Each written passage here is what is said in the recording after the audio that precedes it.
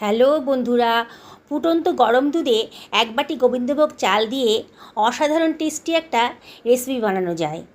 আপনারা হয়তো অনেকেই এটা জানেন না। আর এত দামি একটা রেসিপি অল্প খরচের ভেতর স্বাস্থ্যকরভাবে আপনি বানিয়ে ফেলতে পারেন। খুব সহজ পদ্ধতি। আমি রেসিপিটার নাম বলতে পারবো না, কিন্তু খেতে দুর্দান্ত হয়েছিল, তাই আপনাদের সঙ্গে এটা আমি শেয়ার করছি। আমি ছোটো বাটির এক বাটি পরিমাণ গোবিন্দভোগ চাল নিয়ে নিয়েছি। চালের ভেতরে অনেক নোংরা টোংরা থাকে। এটা আমি ভালো করে জল দিয়ে ধুয়ে নেব। 2 থেকে 3 বার ভালো করে এটাকে জল চেঞ্জ করে করে ধুয়ে নিচ্ছি। বন্ধুরা, রেসিপিটা বানানো কিন্তু একেবারেই সোজা। একবার দেখলেই বানিয়ে ফেলতে পারবেন। আর এত টেস্টি হয়েছে না, বাড়িতে কোনো অতিথি আসলে আপনারা আর মিষ্টি কিনবেন না, এটাই বানিয়ে দেবেন। এই জলটা চেঞ্জ করে নিয়েছি, 2-3 বার করে পরিষ্কার করে নিয়েছি। দেখুন চালটা কিন্তু বেশ পরিষ্কার হয়ে গেছে। এবার আমি এটাকে সরিয়ে রাখছি। আমি এখানে 400 মিলিলিটার মতো ফুল ক্রিম দুধ নিয়ে নিয়েছি। দুধটা জাল দিতে বসিয়ে দিয়েছি। দুধটা যখন বেশ গরম হয়ে ফুটতে শুরু করেছে, সেই সময় আমি জল ঝরানো গোবিন্দভোগ চালটা দিয়ে দিলাম। দিয়ে সব কিছু খুব ভালো করে মিশিয়ে নিচ্ছি। বন্ধুরা, আমি এখানে গোবিন্দভোগ চাল দিয়ে করেছি, আপনারা ইচ্ছে করলে বাসমতি চাল দিয়েও করতে পারেন।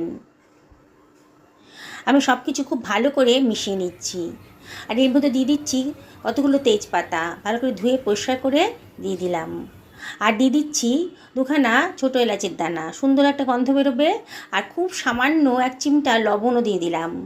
যে কোনো মিষ্টি রান্নাতে যদি একটু লবণ দেন, তাহলে কিন্তু রান্নার একটা টেস্টের একটা ব্যালেন্স আসে, খুব সুন্দর খেতে লাগে। আমি সব কিছু ভালো করে মিশিয়ে নিচ্ছি। অনবরত কিন্তু নাড়তে হবে। বন্ধুরা, আপনারা কিন্তু এটা ঢাকা দেবেন না, তাহলে কিন্তু দুধটা উতলে যাবে। আর অনবরত কিন্তু নাড়তে হবে। মিডিয়াম টু হাইতে রেখেছি আর অনবরত কিন্তু নাড়ছি।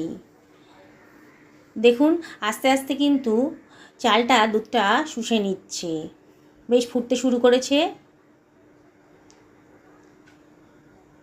বন্ধুরা, রেসিপিটি যদি ভালো লাগে তাহলে লাইক করবেন, শেয়ার করবেন আর অবশ্যই কমেন্ট করবেন। আপনাদের সুন্দর সুন্দর কমেন্ট পেলে আমার ভিডিও করার উৎসাহ কিন্তু অনেক গুণ বেড়ে যায়। দেখুন চালটা কিন্তু 90% সেদ্ধ হয়ে গেছে। দেখুন সেদ্ধ হয়ে গেছে চালটা,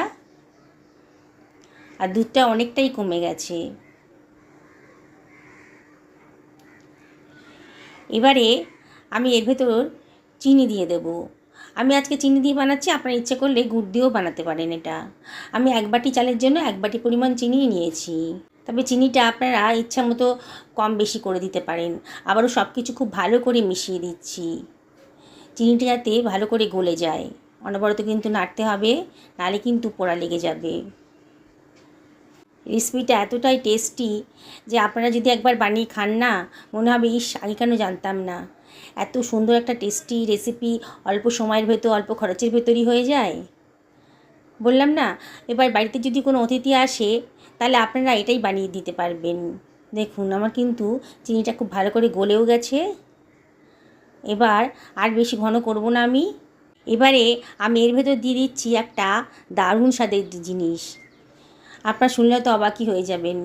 আমি এখানে দিয়ে দিচ্ছি চকলেট হরলিক্স। আপনারা ইচ্ছে করলে কিন্তু কোকো পাউডার দিতে পারেন। আমার কোকো পাউডার ছিল না, আমি চকলেট হরলিক্স ছিল, আমি সেটাই দিয়ে দিয়েছি। দেখুন তাতেও কিন্তু দারুণ সুস্বাদু হয়েছে রেসিপিটা। হাতের কাছে যা ছিল তাই দিয়ে দিয়েছি। এবার সব কিছু খুব ভালো করে মিশিয়ে নিচ্ছি। চকলেট হরলিক্সটা যাতে ভালো করে মিশে যায় চালের সাথে আর দুধের সাথে। দেখুন কালারটা কিন্তু আস্তে আস্তে চেঞ্জ হয়ে যাচ্ছে। আপনাদের কাছে যদি কোকো পাউডার কিংবা চকলেট হরলিক্স না থাকে, তাহলে আপনারা এটা ছাড়াই করতে পারেন, তাহলেও কিন্তু দারুণ সুন্দর টেস্ট আসবে। অনবরত কিন্তু নাড়তে হবে, যাতে পোড়া না লেগে যায়। দেখুন আমি আর খুব বেশি রান্না করব না এটাকে, খুব বেশি আর ঘনত্বটা কমাবো না। বেশ সুন্দর কালারও চলে এসছে, আর চকলেট হরলিক্সটাও খুব ভালো করে মিশে গেছে দুধের সাথে। এবার আমি গ্যাসের ফ্লেমটা অফ করে দিয়েছি। এবার এটাকে আমি ঠান্ডা করে নেব। এখন অনেক গরম আছে, এবার একটু ফ্যানের তলায় রেখে এটাকে ঠান্ডা করে নেব। দেখুন ঠান্ডা করার পর কিন্তু অনেকটাই জমে গেছে, বেশ ঠান্ডাও হয়ে গেছে। এবারে আমি এটা মিক্সার গ্রাইন্ডারের ভেতর দিয়ে দিচ্ছি। পুরোটা একবারে দিতে পারবো না, ব্যাচে ব্যাচে করতে হবে। গ্রাইন্ড করার সময় আপনাদের যদি মনে হয় খুব টাইট লাগছে, তাহলে একটু দুধ ইউজ করতে পারেন, তবে দুধ ছাড়াই যদি করেন তাহলে সেটাই ভালো হবে। দেখুন আমি এটাকে গ্রাইন্ড করে নিয়েছি, কি সুন্দর স্মুথ পেস্ট তৈরি হয়ে গেছে।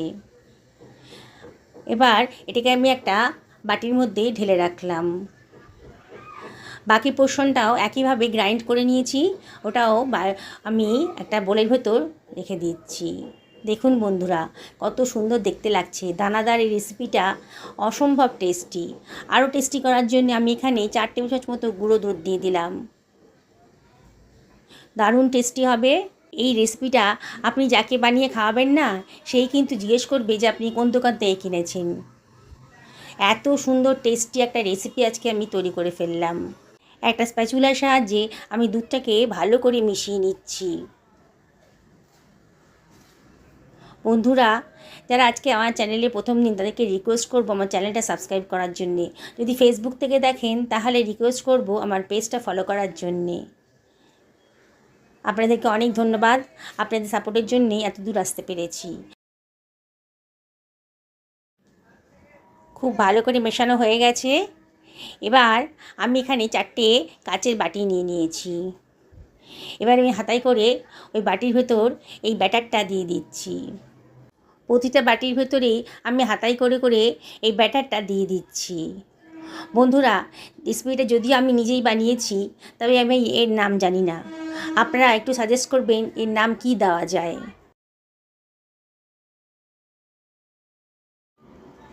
প্রতিটা বাটিতেই আমি হাতায় করে করে ঢেলে দিচ্ছি। আমি 4 বাটিতেই ভরবো এটা। আমি এটা ভয়েস ওভার করছি। দারুণ টেস্টি হয়েছিল। আমাদের পরিবারের সবাই কিন্তু খেয়ে খুব খুশি হয়েছে। আমি আপনাদেরকে রিকোয়েস্ট করব, এই নাম না জানা অজানা রেসিপিটা আপনারা অবশ্যই বাড়িতে একদিন বানিয়ে ফেলুন। আমি ওপর থেকে গার্নিশিংয়ের জন্য কতগুলো কাজু কুচি করে রেখেছিলাম, দিয়ে দিচ্ছি। দেখুন কত সুন্দর দেখতে লাগছে। দেখুন কত সুন্দর দেখতে লাগছে। খানিকটা পেস্তা কুচিও ওপর থেকে ছড়িয়ে দিচ্ছি। দেখতে সুন্দর হলে পরে কিন্তু খাওয়ার রুচি অনেক বেড়ে যায়। পেস্তা দানাটাও কেটে কুচি করে রেখেছিলাম, দিয়ে দিলাম। দারুণ সুন্দর দেখতে লাগছে। আর ওপর থেকে দিয়ে দিচ্ছি একটু জেমস, ক্যাডবেরি জেমস দিয়ে দিচ্ছি। দেখুন কত সুন্দর দেখতে লাগছে। বাচ্চারা খুব পছন্দ করবে, বড়রাও খুব পছন্দ করবে। যাকে দেবেন না, সেই কিন্তু জিজ্ঞেস করবে দারুণ দেখতে হয়েছে, কোথা থেকে আনিয়েছেন, কীভাবে বানালেন। বন্ধুরা, আমি আপনাদেরকে আবারও রিকোয়েস্ট করব, একদিন অবশ্যই এটা বানিয়ে ফেলুন। আপনারা এটা ফ্রিজে রেখেও খেতে পারেন, কিংবা এখন এইভাবেও খেতে পারেন। দেখুন দানাদার এই রেসিপিটা দেখতে কতটাই সুন্দর লাগছে। আপনারা তো নানান ধরনের মিষ্টি রেসিপি বানিয়ে খেয়েছেন, একদিনকে আমার মতন করে এটা বানিয়ে খান। দেখুন আপনাদের অসম্ভব ভালো লাগবে। বারে বারে কিন্তু আপনাদের এটা বানিয়ে খেতে ইচ্ছে করবে। সকলে ভালো থাকুন, এই কামনা করে ভিডিওটা এখানে শেষ করলাম। নমস্কার নেবেন।